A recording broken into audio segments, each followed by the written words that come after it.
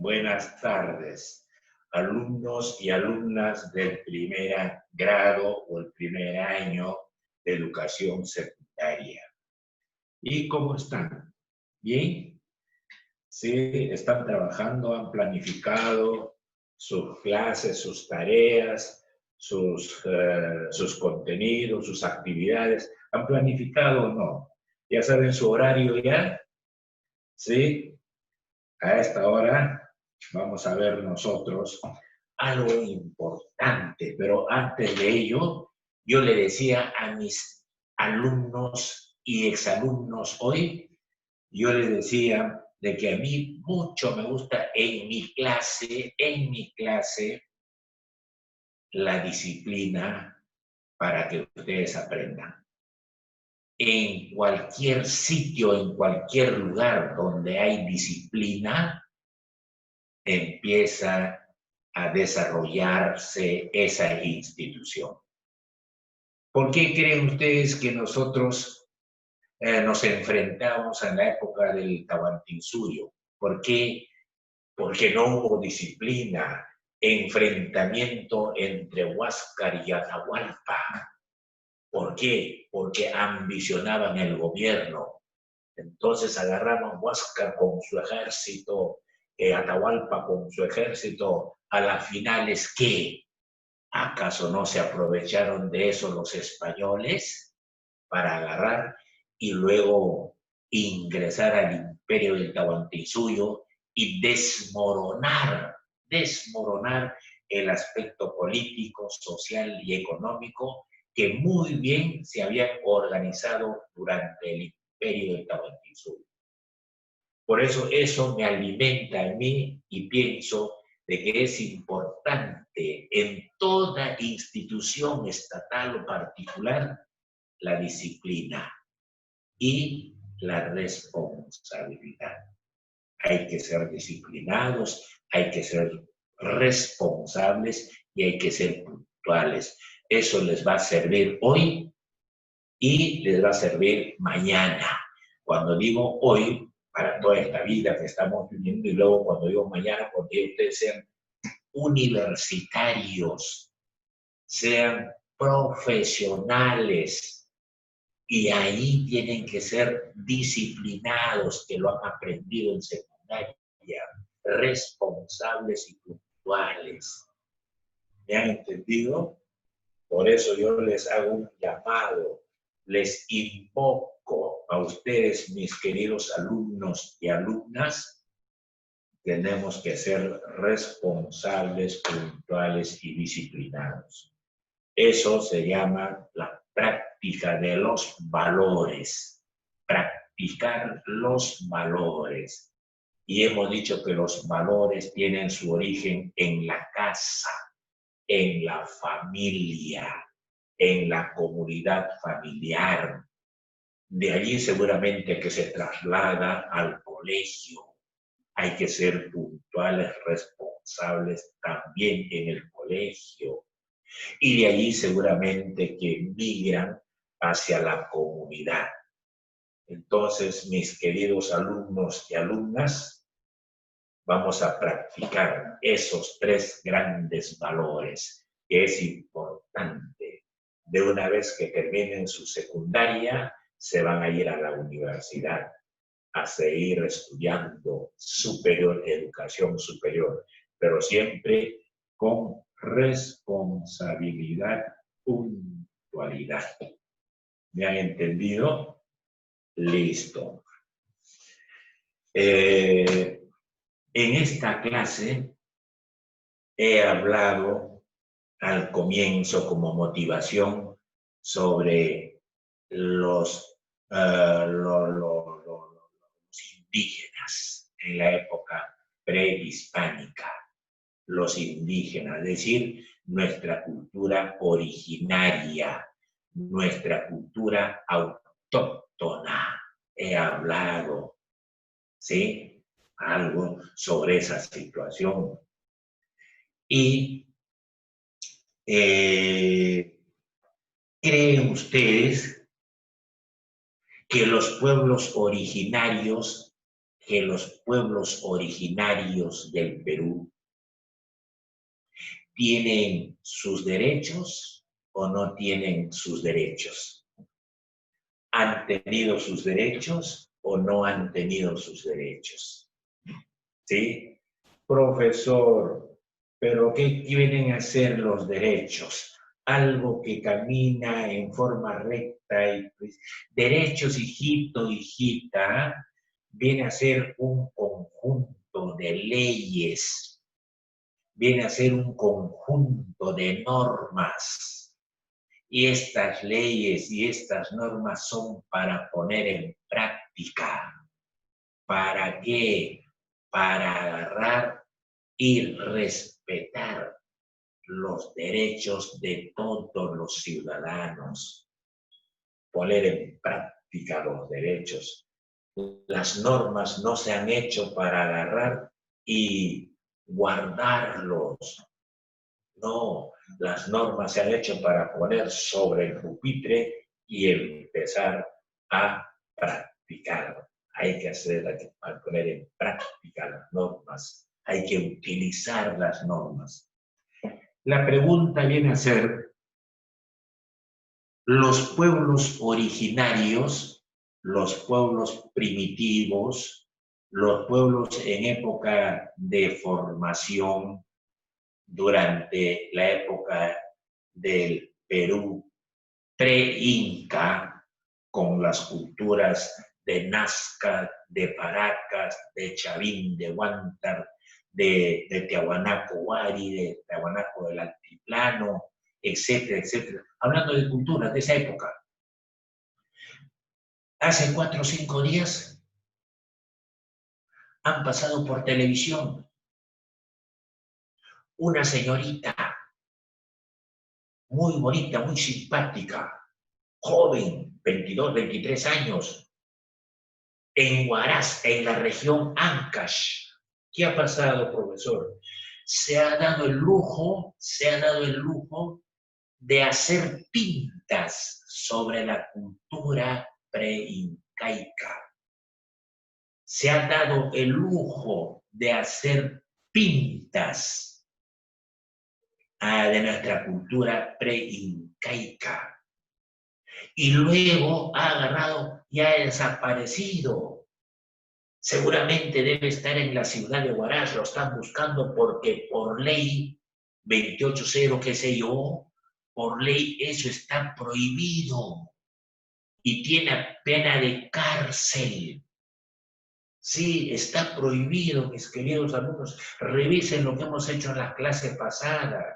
Eso está prohibido, hacer pintas a nuestra cultura de la época prehispánica, hispánica y poshispánica está prohibido. Es una señorita muy, ¿qué les digo? Muy inteligente debe ser ella, porque ha agarrado y ha hecho las pintas y todo. Parece que es universitaria. De repente sus principios ideológicos, no sé de qué principios ideológicos serán, para agarrar y malograr nuestra cultura prehispánica. No puede ser. Y después de hacer todas esas pintas, lo han pasado por televisión. Ha agarrado y ha viajado hacia la ciudad de Huaraz. ¿Se dan cuenta ustedes? Y la policía lo está buscando para agarrar y detenerla y llevarla pues al Poder Judicial, qué sé yo, para que se siga un proceso. No puede ser, pues, así como la cultura de Nazca es muy importante para nosotros y a nivel mundial debemos de cuidarlo, no solamente para que conozcan hoy nuestras generaciones, sino también para las futuras generaciones. Vamos a ver eso entonces, mis queridos alumnos y alumnas del primer año. Gracias por estar presente en esta clase. Les agradezco bastante. Soy un profesor y aparte de profesor, soy una persona, padre de familia, soy una persona que me gusta enseñar a mis alumnos y me gusta que mis alumnos aprendan. Y aprender significa cambio de actitud, de comportamiento. ¿Sí? No sé por qué muchos alumnos no están presentes. Seguramente dirán, no, el profesor me da miedo el profesor. No, mi cara es así, pero en mi mundo interior soy buena gente. En mi mundo interior soy buena gente. Yo mismo me he hecho una autoevaluación. Yo mismo he tenido que ingresar a mi mundo interior y preguntarme quién soy yo, por qué soy así, etcétera, etcétera, etcétera. ¿Sí? Entonces, muchísimo me hubiera gustado trabajar con los 31 alumnos. Qué macanudo hubiera sido para mí. Me hubiera sentido orgulloso tener a mis 31 alumnos mirando mi clase y ustedes anotando las partes más importantes que consideran durante el desarrollo temático. Pero, ¿qué vamos a hacer? Con 16, 17 alumnos, 18 alumnos, medio anémico estoy. ¿Sí? Vamos a ver entonces en esta clase, mis queridos alumnos, el título, Los pueblos originarios y sus derechos.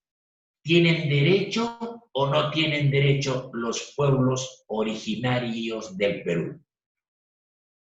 Esos los que viven en la zona amazónica, esos los que han estado en la costa, en la sierra, en la selva, ¿han tenido o no han tenido derechos? ¿Sí? Y ahora, ¿tienen o no tienen derechos? Vamos a ver todas esas cositas. En la época del Perú prehispánico, ¿han tenido o no han tenido derechos? En la época del Perú hispánico y del Perú posthispánico, cuando hablo de posthispánico, estoy hablando después de la llegada de los españoles. ¿Qué pasó? Y saben ustedes, si ya lo conocen ustedes, esa situación, ¿cómo no lo van a conocer a Simón Bolívar? ¿Cómo no lo van a conocer a San Martín? ¿Sí? San Martín y Simón Bolívar fueron los que prácticamente hicieron a que el Perú llegue a una época de la independencia. El 28 de julio de 1821 se declara la independencia del Perú y hemos dejado de ser ya algo, digamos, mandados o ordenados por los españoles, porque hemos tenido una transición del aspecto político, social y económico y de nuestra república. En septiembre, imagínense ustedes, septiembre, el mes de septiembre del año 2007, cronología, 2007, la Asamblea General de la Organización de las Naciones Unidas, la ONU, aprobó ¿qué cosa? La Declaración de las Naciones sobre los derechos de los pueblos indígenas. Ellos también, los pueblos indígenas también tienen sus derechos, así como tienen sus derechos, también tienen sus deberes, pues. Claro, la ONU, es decir, es un organismo internacional, la Organización de las Naciones Unidas, la Organización de las Naciones Unidas que se creó en 1948, después de la Segunda Guerra Mundial. La Segunda Guerra Mundial terminó el año 1945, empezó el año 1939 y termina en 1945 y en 1948 se crea este organismo de carácter internacional, la ONU, Organización de las Naciones Unidas. Aprobó por Declaración de las Naciones sobre los derechos de los pueblos indígenas. Estoy repitiendo para que ustedes capten, para que ustedes aprendan, para que ustedes me entiendan, por favor. ¿Me están entendiendo? ¿Cuáles fueron esos principales derechos? ¿Cuáles fueron esos principales documentos normativos, leyes? ¿Cuáles fueron artículos, qué sé yo? La libre determinación. La libre determinación de los pueblos. La libre determinación. ¿Qué significa? Que un pueblo indígena tiene derecho o no tiene derecho a la libre determinación. ¿Sí? Eso fue aprobado en el mes de septiembre de 2007 por la Organización de las Naciones Unidas. En segundo lugar, a las tierras, territorios y recursos que tradicionalmente han ocupado. Es decir, tienen libre determinación a sus tierras, tienen libre determinación a sus territorios, tienen libre determinación a los recursos que tradicionalmente han ocupado. Ellos tienen todo el derecho de determinar sobre esa situación, a sus tierras, a sus recursos, a sus tierras, a sus recursos naturales, a sus ríos, a sus lagos, a sus lagunas, tienen todo el derecho de aprovechar. Tienen derecho, esos habitantes de los pueblos indígenas, tienen derecho a adquirir personería jurídica. Personería jurídica, ¿qué viene a ser? Viene a ser un conjunto de normas. Viene a ser un conjunto de normas, ¿sí? Que ponían en prácticas esas normas que ellos ponían en prácticas, que ahora se conviertan, pues, en normas respaldado por el Estado, respaldado por el gobierno. Como el derecho a practicar sus tradiciones, costumbres culturales. En esta situación, yo pregunto a mis alumnos a practicar, ¿tienen todo el derecho los indígenas? ¿Tienen todo el derecho de practicar sus costumbres y sus tradiciones? Y yo lanzo la pregunta a mis queridos alumnos y alumnas, ¿qué entiendes tú por costumbres? ¿Qué entiendes tú por tradiciones? ¿Qué entiendes tú por cuentos? ¿Qué entiendes tú por leyendas? La leyenda de Manco Cápac y Mama Ocllo para fundar el imperio del Tahuantinsuyo. ¿No dice que recibió una varita de oro enviado por su padre el sol? ¿Ah? ¿Eso será cierto o será una cosa fantástica? ¿Qué será?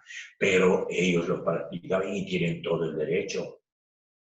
Ahora en esta vida republicana, ¿acaso no tenemos el derecho de conocer las costumbres y tradiciones de los pueblos que están situados en las diferentes regiones del país?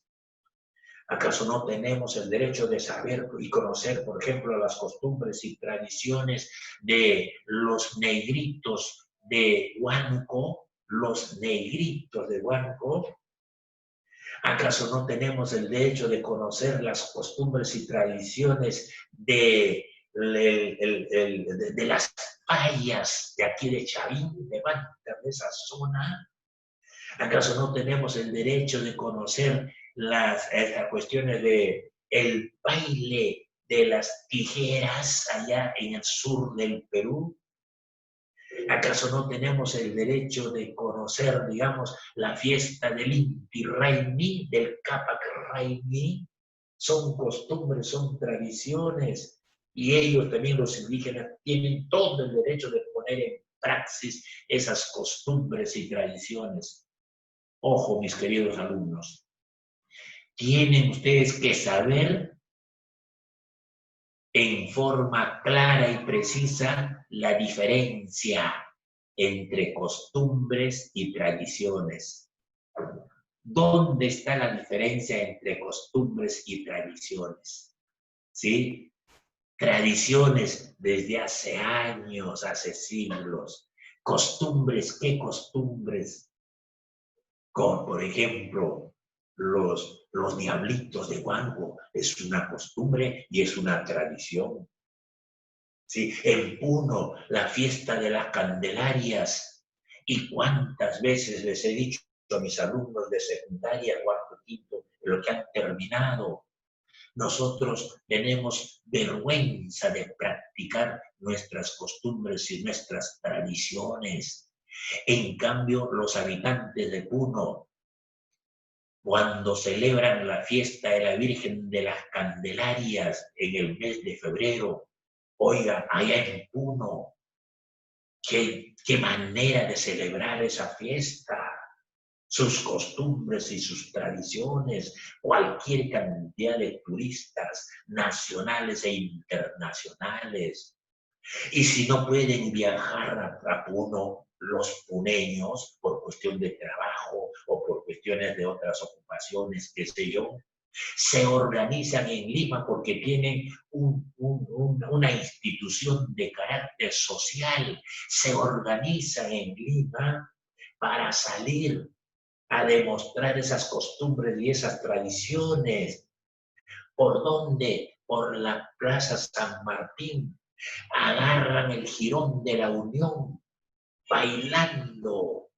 Llegan a la Plaza de Armas, bailando.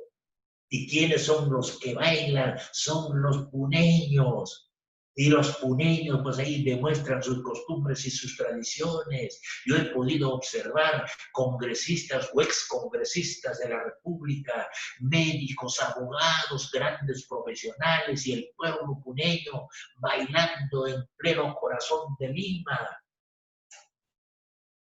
Celebrar la fiesta tradicional y las costumbres. Eso es importante. Luego tenemos nosotros a una educación en su propio idioma. Claro, en todo caso un bilingüismo, conocer y poner en práctica su propia religión, su propio idioma y además el castellano o el español, la religión católica, etcétera, etcétera. ¿Por qué no? ¿Por qué no poner en práctica la educación en su propio idioma? Eso es muy importante. Eso es muy importante. A la conservación y protección del ambiente. Conservar nuestro ambiente en la costa. Desde el mar podemos empezar, pues, mis queridos alumnos y alumnas, conservar nuestro ambiente, nuestros ambientes, digamos, de la biodiversidad, de la costa, de la sierra, de la selva. La vez pasada, ¿acaso no llegaron al colegio, a la institución educativa, unos jóvenes que estaban formándose para ya ser hermanos del Sagrado Corazón? ¿Acaso no tuvieron una reunión todos los días quedó? ¿Sí? ¿Y acaso no nos dieron un librito en donde decía, amazonízate, amazonízate, cuida tu selva, cuida tu Amazonía, porque se están degradando nuestros recursos naturales y nuestra biodiversidad? A la conservación tenemos que conservar nuestra biodiversidad, mis queridos alumnos, niños y niñas. Tenemos que conservar nuestra biodiversidad. proteger el medio ambiente para nuestra generación presente y para nuestras futuras generaciones. Tenemos que aprovechar nuestros recursos naturales en forma racional, siempre pensando qué es lo que tienen que hacer ahora los de la generación presente y los de la generación futura. Tenemos que dejar para que sobrevivan también ellos, pues. Entonces hay que aprovechar nuestros recursos naturales en forma racional, pensando para el presente y para el futuro. El uso de sus propias medicinas tradicionales y prácticas en la salud. Claro, pues, ¿acaso los hombres de la cultura de Paracas no sometían a una operación del cráneo, los levantaban y luego había un tumorcito ahí y con sus propios instrumentos agarraban y empezaban a hacer la operación, pero antes tenían que agarrar y la coca le servía como una especie de ¿cómo se llama esto? Como una especie de, para que no sienta adormecimiento, para que no sienta el dolor, para que no sienta el dolor. ¿Sí? La coca. Y en la selva tenemos cualquier cantidad de plantas naturales que son medicinales. Antes que se aprovechen los empresarios y llevarlo, digamos, a su empresa como medicina para que lo transformen utilizando otros elementos, nosotros tenemos que cuidar y aprovechar esas plantas medicinales. Por eso dice aquí, al uso de sus propias medicinas, tienen todo el derecho de hacer uso de sus propias medicinas y practicar en cuanto se refiere a la salud, prácticas en la salud. Antes en la zona andina, por ejemplo, en la zona andina, una señora en estado de gestación ya estaba con dolores, médicos no había pues, no había. Y había señoras improvisadas, practicantes, practicantes. Diga, ¿qué tienes? ¿Ya estás con dolores? Sí, haz esto, ponte así. Señora, no es así. Y le daban su medicina de hierbas naturales. Le daban su medicina, agüita de coca, agüita de manzanilla, agüita de escorzonero, agüita de etcétera. Sí, y tienen todo el derecho los habitantes de esa época del Perú prehispánico. Tienen todo el derecho a la participación política, social, económica y cultural. Claro, tienen todo el derecho a la participación en el aspecto político, en el aspecto social y en el aspecto económico. ¿Acaso no son seres humanos? ¿Acaso no sienten? ¿Acaso no diferencian las cosas? Sí, entonces tienen todo el derecho de poner en praxis el aspecto político, el aspecto social y el aspecto económico, en sus tradiciones, en su sitio, en su lugar de origen, etcétera. ¿Acaso no tienen todo el derecho a desarrollar sus instituciones y su sistema jurídico? La palabrita desarrollo significa ir de menos a más. Entonces, ¿acaso no tienen todo el derecho de practicar y desarrollar sus instituciones y su sistema jurídico? Tienen todo el derecho, tienen todo el derecho. Por eso, los indígenas, los de la selva, en Bagua. ¿Qué pasó en Bagua el año 2009? Y eso lo sabe papá, y eso lo sabe la mamá. ¿Qué pasó en Bagua durante el segundo gobierno del señor Alan García? ¿Qué pasó con los habitantes de esa zona de la selva? ¿Acaso el gobierno en forma improvisada dio autorización sacando un decreto supremo para aprovechar los espacios, los recursos naturales, la biodiversidad de la selva.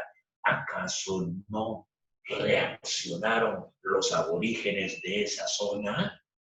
Sí. ¿Por qué? Porque sin autorización de los habitantes de la Amazonía, empezaron a aprovecharse de los recursos naturales, de la biodiversidad, haciendo, digamos, uso del decreto supremo que se había dado durante el segundo gobierno del señor Alan García Pérez.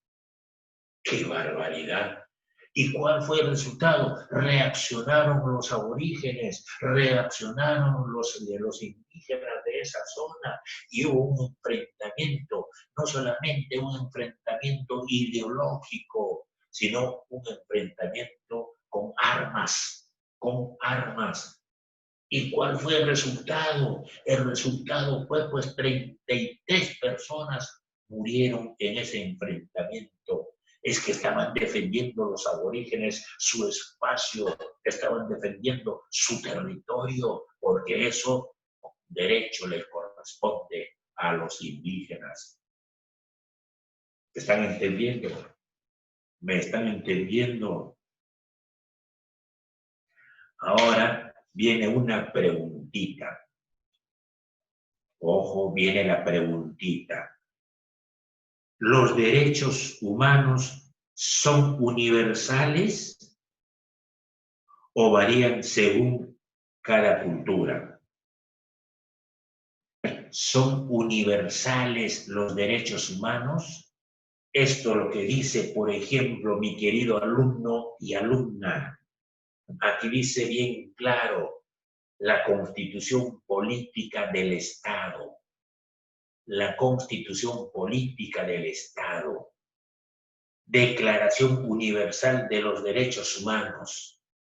Esta Declaración Universal de los Derechos Humanos son para todos los países a nivel universal, son para todos los países a nivel mundial.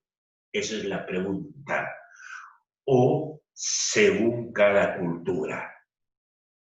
Esto es para todos los países o dependiendo de cada cultura, de cada país, de cada continente. ¿Qué piensas tú?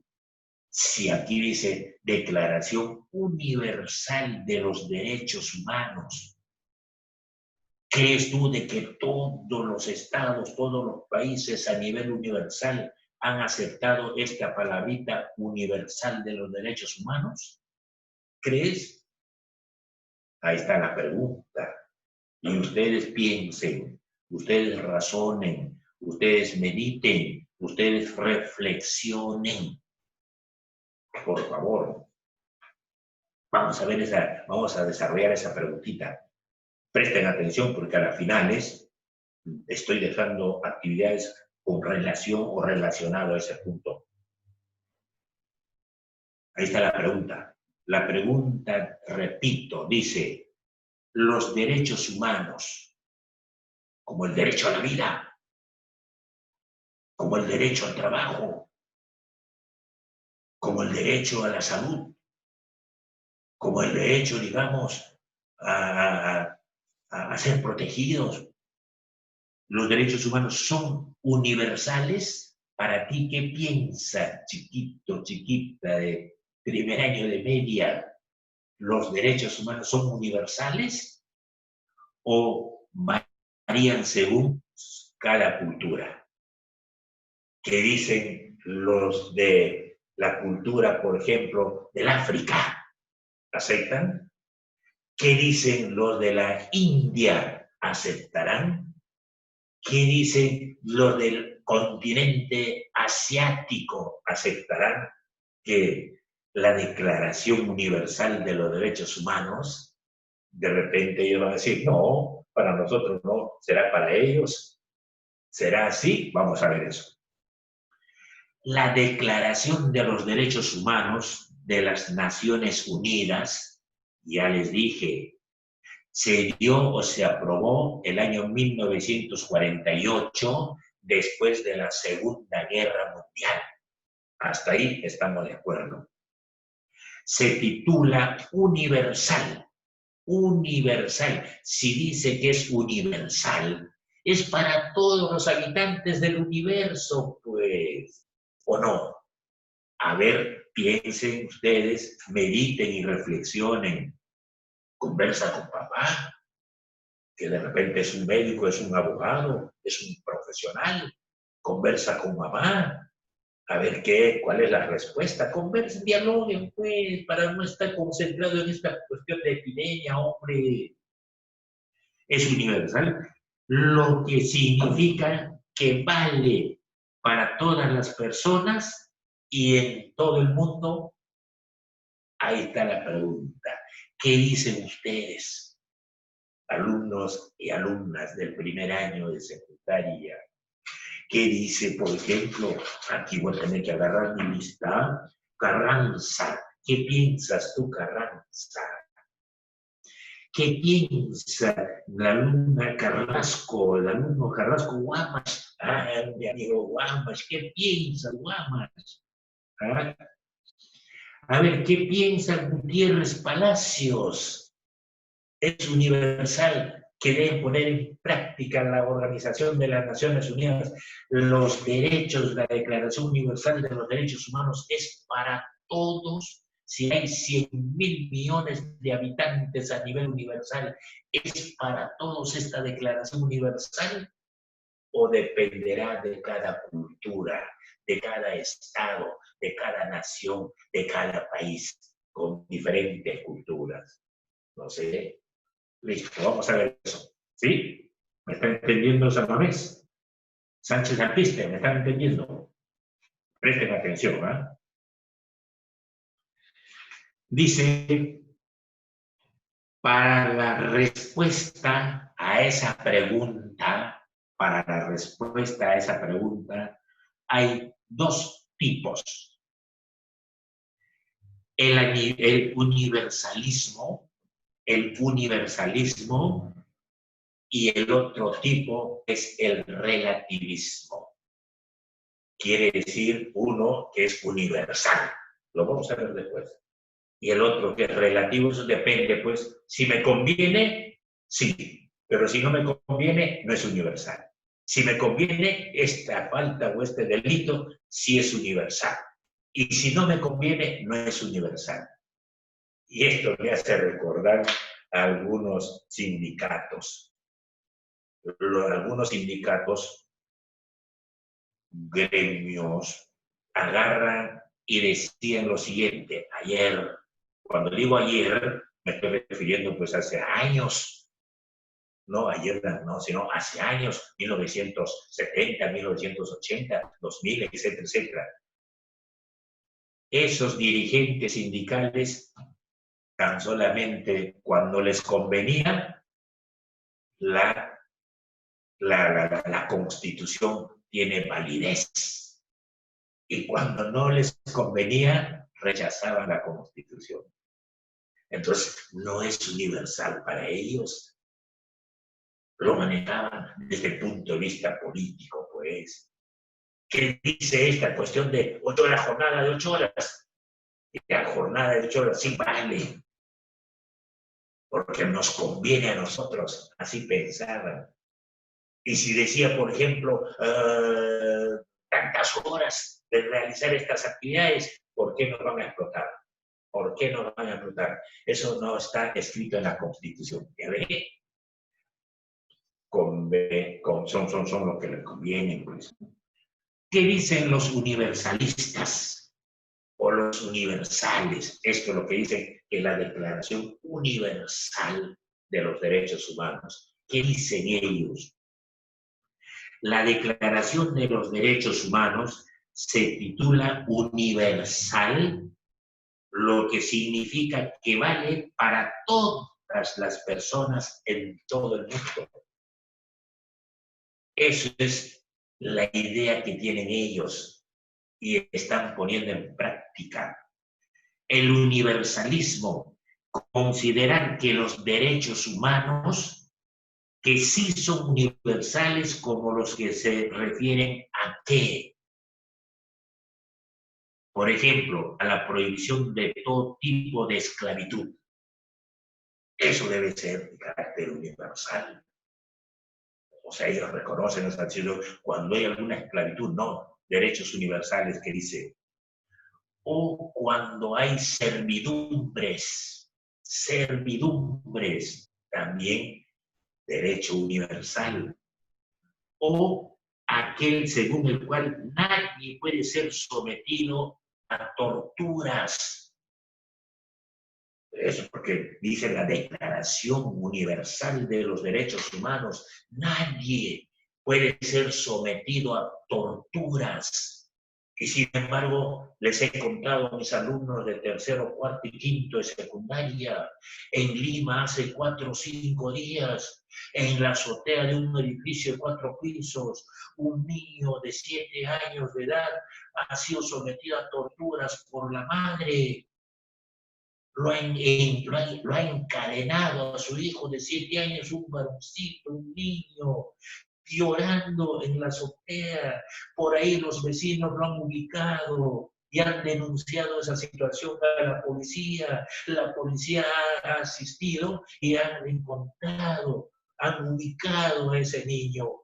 No sé, ahora ya el ministerio respectivo ha tomado las acciones para llevarlo a un albergue del Estado, qué sé yo, a ese niño de 7 años, con su moquito, con sus lágrimas, con el sudorcito que estaba porque quería deshacerse de esa. No puede ser, pues. Por eso yo les invito a ustedes, mis queridos alumnos, hay que alimentar la mente leyendo, hay que alimentar a la mente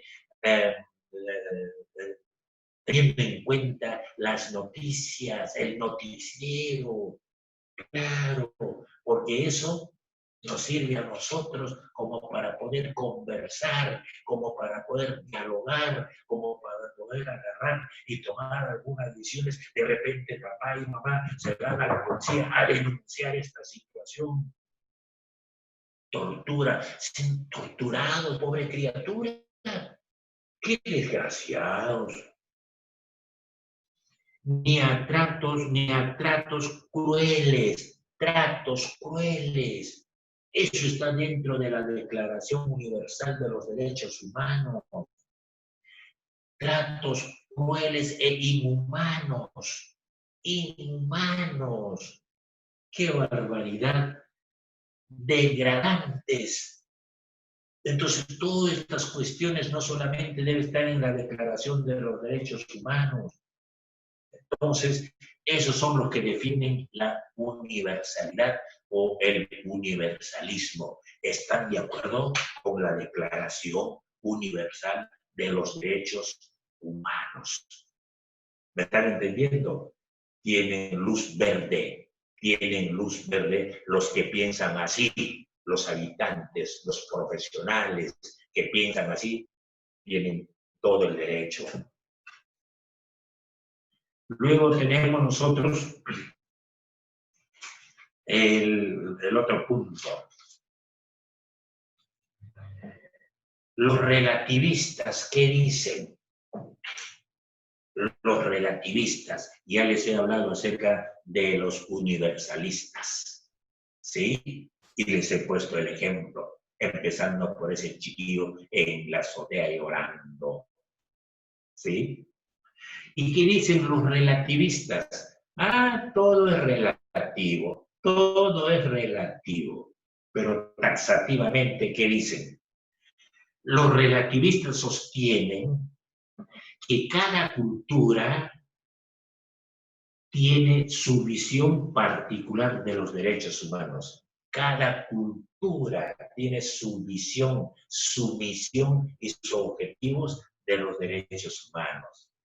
O sea, no es en forma genérica cada cultura. Y cada país tiene su propia cultura, sus propias costumbres, sus propias tradiciones. Ese es el primer lugar. En segundo lugar, tenemos como ejemplo de los derechos humanos en Islam, los islamistas. Aprobada en el Cairo Egipto en 1990 establece que la ley islámica del islamismo debe ser la única fuente de esta declaración. ¿Qué dicen ustedes? La ley islámica debe ser la única fuente de esta declaración. La única que está o que puede tener vigencia de carácter universal. Es la única fuente. De este modo, no concuerda con la Declaración de las Naciones Unidas y su concepto de universalidad, porque dice la única fuente de la ley, digamos, islámica tiene valor universal y las otras fuentes no tienen valor universal. Por eso al final dice, de este modo no concuerda con la Declaración de las Naciones Unidas. ¿Y qué declaran las Naciones Unidas? Declaración Universal de los Derechos Humanos, a nivel universal, a nivel mundial. Entonces hay contradicción. ¿Porque le conviene? Sí. Y si no le conviene, no. Por eso se llaman relativistas. Pero al respecto, ustedes, ¿cuál es la posición de ustedes, alumnos y alumnas, sobre la Declaración de los Derechos Universales? ¿Debe ser relativo o debe ser, digamos, afirmativo, válido, la palabra universal? ¿Qué piensan? Conversen en casa, conversen, pregúntale a papá, a mamá, porque me supongo que de repente son pues hombres cultos, hombres inteligentes, hombres morales. Claro, son de la clase media para arriba y saben y conocen perfectamente, aunque los de la clase media para abajo también, yo les conté la vez pasada, sobre un obrero, un trabajador en Surquío, en Lima, en Surquío, en el distrito de Surquío, estaba lavando carros, automóviles, estaba lavando en un servicentro y me invitó a su casa un obrero. ¿Para qué? Para presentarme su biblioteca que tenía en casa. Un obrero, un trabajador común y corriente de un servicentro, en un grifo, lavando carros, con una biblioteca recontra buenísima, con calidad de libros y cantidad de libros. Y me decía, yo siempre los días viernes me pongo a leer, los días viernes me pongo a leer, ¿sí? Entonces, a ver, conversen ustedes. Si debe ser relativo o debe ser universal, la Declaración Universal de los Derechos Humanos. ¿Listo? Ahora vienen las preguntas. ¿Me han entendido, niños y niñas? Está fácil, ¿eh? No está difícil, está recontra fácil. Primera pregunta. Ya anote, por favor, anote. Primera pregunta. ¿Con cuál de las dos posturas concuerdas? ¿Con cuál de las dos posturas concuerdas sobre la Declaración Universal de los Derechos Humanos? ¿Sí? ¿Con cuál de las dos posturas concuerdas sobre la Declaración Universal por los Derechos Humanos? ¿Por qué? Explicas. Si estás con la Declaración Universal, explica por qué. Y si estás con la declaración, digamos, la declaración relativo, tienes que decir por qué. ¿Está claro? Pregunta número 2. ¿Crees que los derechos de los pueblos originarios de nuestro país se respetan? ¿Crees tú que se respetan hoy en esta época de la República? ¿Sí? Se respetan. Si dices sí, ¿Por qué? Y si dicen no, ¿por qué? Ese ejemplo que les he puesto sobre la Amazonía en el segundo gobierno de Alan García, ¿qué sucedió? ¿Sí? Y a esos que no tienen sus límites bien claros, las regiones, eso también es un problema. Y sobre todo porque de repente, después de este límite para allá, las tierras son productivas y no están bien delimitado eso. ¿Qué hacen? Van a tener que hacer invasiones. ¿Eso es legal o es ilegal? ¿Es un derecho o no es un derecho? ¿Es un deber o no es un deber? Así que todas esas cositas con las dos preguntas. ¿A mí han entendido?